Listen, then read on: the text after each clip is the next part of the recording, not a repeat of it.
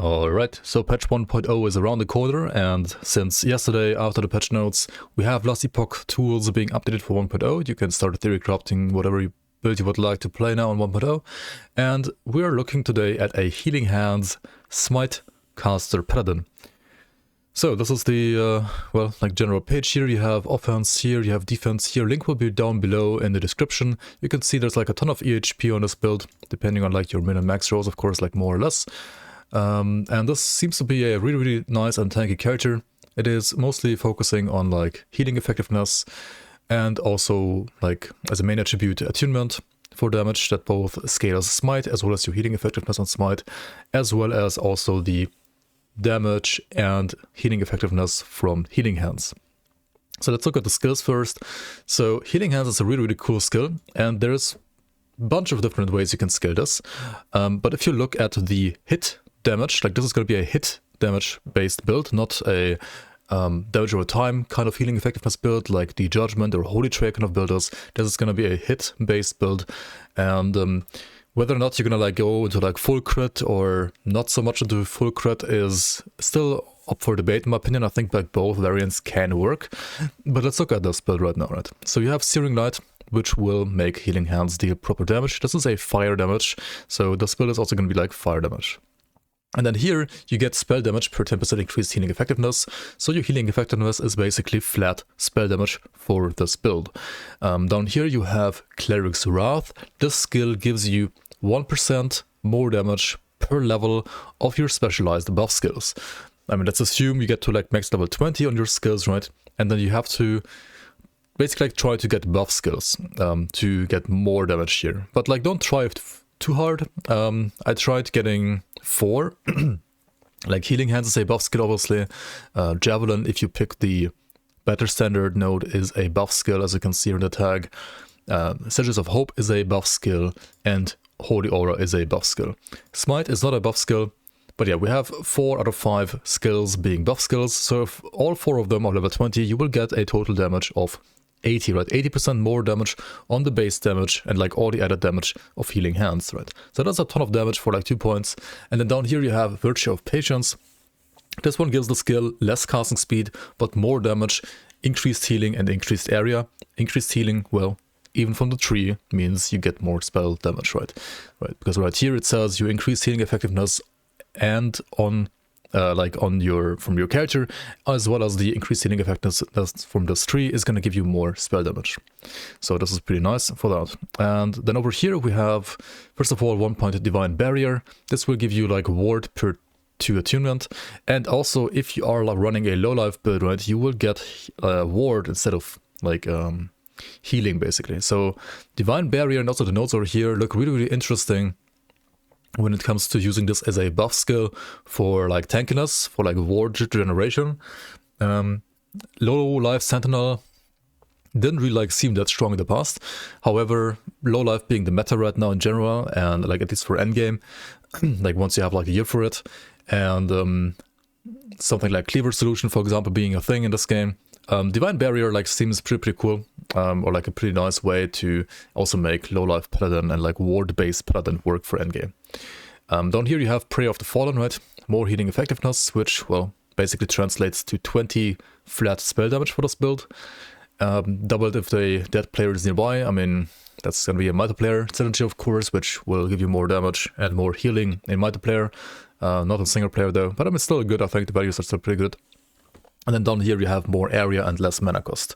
And then up here, this is a node that's I think like debatable. This is called Home Ward. This will make the ability always cast around yourself and not where you actually like targeted usually. And also you get like another 18% more healing effectiveness, which is roughly like, well, like 4 spell damage almost. So that's a bit more damage, and also will like cast it in AoE around you. So if you're familiar with like Grim Dawn, it is kind of like a Calder's Tempest kind of ability then in this case. And I also like this a lot in hardcore, because say you're like attacking somewhere else and then you're not in the radius and you're not healing yourself, This one guarantees that like with every single cast of this skill you always heal yourself, and that is, I think, just like for hardcore, more consistent and safer than like not picking this node. But I mean, if you don't like it, don't pick it, right?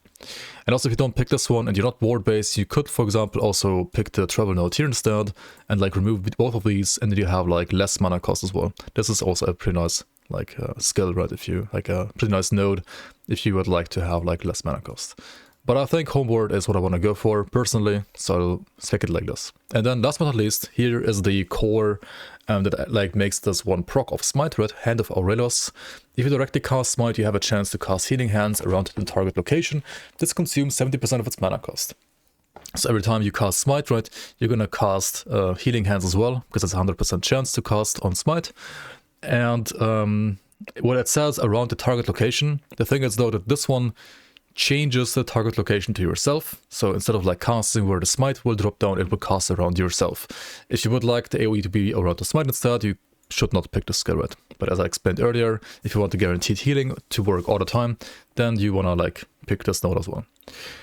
Then I guess let's look at Smite next, right? So Smite is the actual ability that you use here, and I, in this case, spec it, for example, there's like different things you can, like different ways you can spec it into. This will be like the more crit-oriented version. You get like double cast chance here. You get 250% more damage multiplicatively, but it costs health now, which, well, Healing Hands could, like, you know, mitigate basically. And if you have like 20 points, it would look like this, right? You have 60% less health cost, and then here crit multi and crit base damage. However, I'm actually not sure about this because I tested like a bit of Smite in-game, and I mean the casting speed minus 25% is pretty noticeable. So if you look at like crit and like crit scaling in general, if the base crit damage is like 200%, right? Which basically like doubles your damage. And of course with like more crit multi, you will more than just double your damage. However, if you know, have less casting speed, this also means you will proc Healing Hands less often. So another like option that I was exploring is to alternatively go into Holy Fire, get like 75% ignite chance, and then get 5% configuration, which also doubles your hit damage for Smite, right? This is not a crit, but it does double your damage because it's like 100% more damage multiplicatively. And this is another way to get like damage without reducing your attack speed. So your Smite will still deal double damage, which is like the same as a base crit without multiplier, and you will proc Healing Hands more often. And now you still have like 6 more points to like play with, right? And since I mean, it depends like how it will feel in game. Like if your Healing Hands is healing you effectively enough, then you won't even need the points in Atonement. But instead you could, for example, like go into more damage on blinded enemies, right? You could like try to make up for not having the crit multi synergy by going for more damage versus blinded. And that would be like another way to, for example, like, you know, get more damage up. Or if you can sustain the mana, you could even like try to play around Fissure and get more damage in Fissure here. That's another way. And so there's like many different ways how you can scale your Smite, like your Smite hit, crit chance, whatever. Or you still like go for 1 point here and then like go for more crit chance here. You can still like take this stuff on top if you want to. Or like get the crit multi on deep impact and like try to get your crit chance up in a different way, like for example via like gear or holy aura synergy and so on. So there's like different ways you can spec this. This would be a non-crit like dependent setup, probably the most damage without crits at all. And this is probably also like the most like beginner friendly thing that you can do right away, because crit scaling usually requires some gear to get going. So yeah, this is probably what I would run. Like, you know, you have like the full attack speed for the Healing Hands and still have like good damage while like configuration and blinding flash without like gimping your attack speed, like your casting speed all that much. But yeah, this also requires healing from Healing Hands to like actually work properly, because you aren't like reducing your sacrifice health cost all too much, which is why like Homeward would be very nice, because this makes sure you always get healed, because Healing Hands always is casting yourself. Let's check out the other skills. Series of Hope. Just like a buff skill, gives you healing effectiveness here, right? Gives you flat fire damage here for your Smite as well as your Healing Hands, and gives like some more damage, I mean some increased damage here rather, and then a chance to summon Sigils on kill, Or you could also like pick up Exigency, right? So that it's like instant cast and you don't have to like waste time casting it. Or you could also like remove those nodes if you don't think they're necessary and like get more healing effectiveness, which, well, that translates to like more spell damage, right? And then up here we get like duration and like +1 max sigils. As you can see, there's like many nodes you want to get here. You could also like do it something like this, right? This also works, of course. So like getting plus skills to sigils on, for example, Euretic could be very, very beneficial, right? Like get more duration here, get like better healing effectiveness, or get like better quality of life with either like Exigency or like Last Wish. There's like many ways you can respect this as well. And you can of course also like remove sigils and play Volatile Reversal as well instead. Like people say like, oh, Volatile Reversal is like the best sentinel skill, right? It's giga broken. And honestly, I don't disagree. It is very fucking good. However, this is probably like one of the worst archetypes to run Volatile Reversal on, because first of all, it does usually 4 things, right? Volatile Reversal does 4 things for you. It can make all of your damage, like it multiplies all the damage that you deal to enemies by 30%, like on every build with Harbinger of Dust. So it does 30% more damage by default. And that would be obviously great for this build too, right? So it does that for this build, check, right?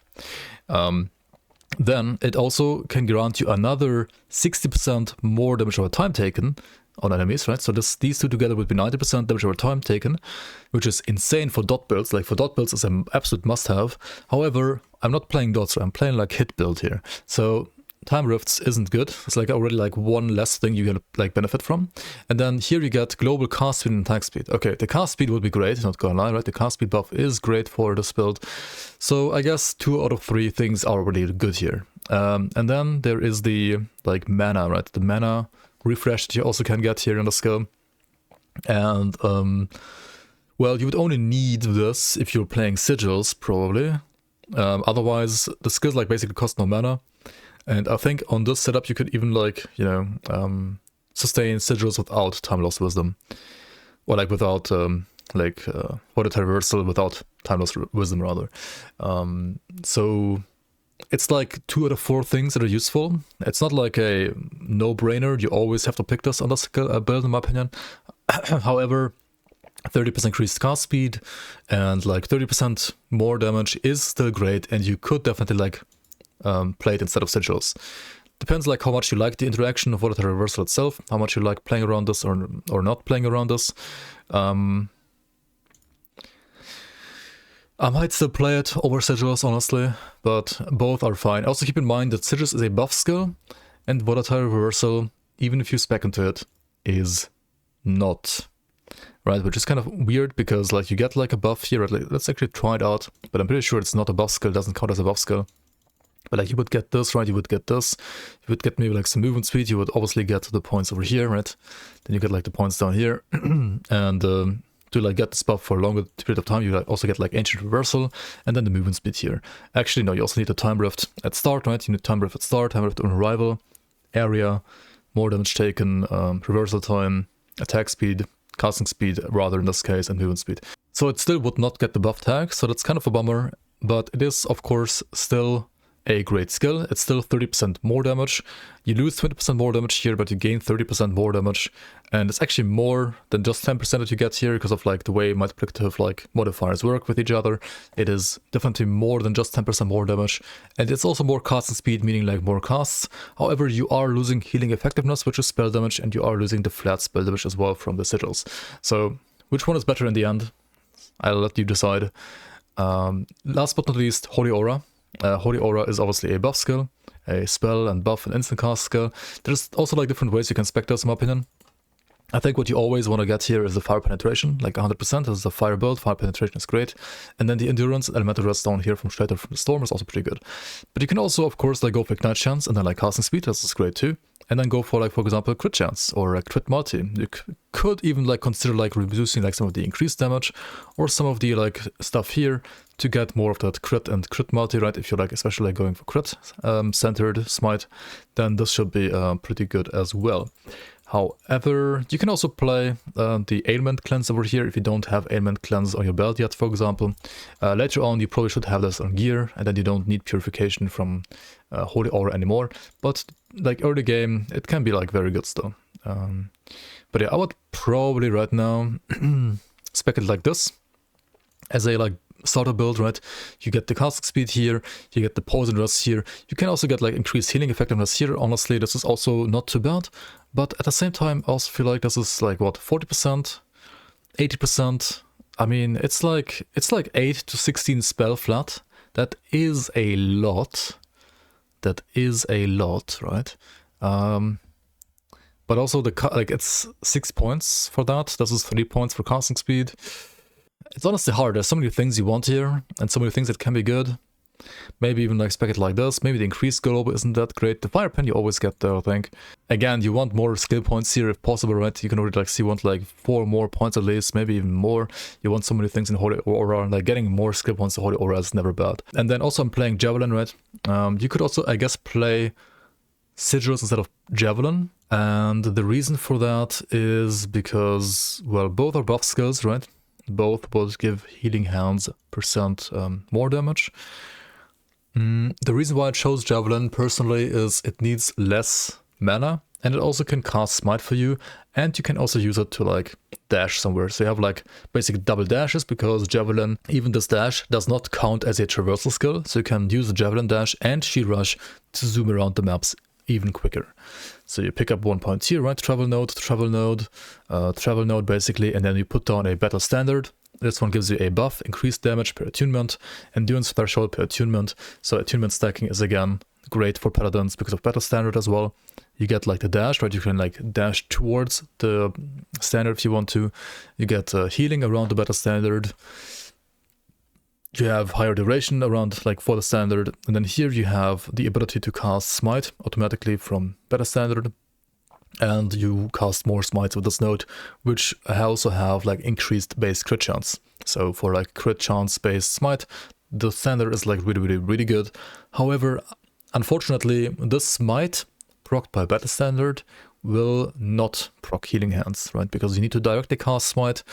But I mean, it's still like a nice like buff and like damage increase, endurance threshold increase, and like some additional like single target damage basically. So yeah, basically healing hands for AoE damage, and Smite for single target, Javelin for like additional like buff and more single target, Holy Aura as a insane buff skill which you can like spec in many different ways, and then Volatile Reversal or Sigils of Hope for, you know, additional like buffing. Let's look at the passives. I'm playing Sentinel, of course, so we have a Juggernaut, 8 points, 6 points Fearless, 5 points Armor Chad, and 1 point Stalwart. If you are playing a like movement skill, which you would be actually in this case, Shield Rush, you could of course like also play 5 points in Valiant Charge. That is also pretty good. If you aren't playing a movement skill at all, then Vitality like gives you a bit more value, right? Because this is like 6 HP and 1 Necrotic and Poison Rest on top for free. Here you don't get the Necrotic and Poison Rest, but you do get like the CDR to Shield Rush, for example, if you are playing Shield Rush as a filler or like as a unspec'd skill. Because you have like one skill that you can use on top, because your, well, Healing Hands doesn't have to be on your bar. You can just proc it from Smite all the time. So you have like Shield Rush for movement, for example, on top. Void Knight, you pick definitely like 5 points, right, to get to Volatile Reversal, and then maybe even more, because like Abyssal Endurance is honestly like a really good like skill. But yeah, at the very least 5 points here, 1 point in Forge Guard for the block. You also get the 1 point here for the block, right, in the base class of Sentinel, then like 1 point here for the block, and then like 10 points here for spell damage for the shield. And then also like 8 points Conviction, 8 points Defiance, this is for the penetration, this is for attunement and Demeterus. 10 points Valor is like a must-have for healing effectiveness and health. Defiance is honestly like maybe a bit questionable, but attunement is great on this build. Holy Icon for healing effectiveness, HP and necrotic rest for free. Prayer, you can put like this up to 10 points. It's a good skill. I'm a bit like on the fence on this, because there's so many good things you want on this class. Like for example, instead of Prayer, you could also like get spell crit on Holy Precision, right? Like this is also great. Like there's so many great things you want, and this will like require some tweaking in game. Other things you always definitely want though is Sanctuary Guardian, right? Spell damage with a shield, plus 16, and armor with a shield. And also 1 point in Shield Wall. This is like a really good 1 pointer, like 1 point for block. It's like for 5% block is insane. And then over here, like Reverence of Duality is just, I mean, an insane skill, right? 12 points for HP, damage, effectiveness, mana. You need like all of these stats pretty much on this build. And then 12 points Light of Raya, because it's like movement speed and fire damage as well. But yeah, as I said, like you can of course like get crit chance and holy precision. That's pretty good.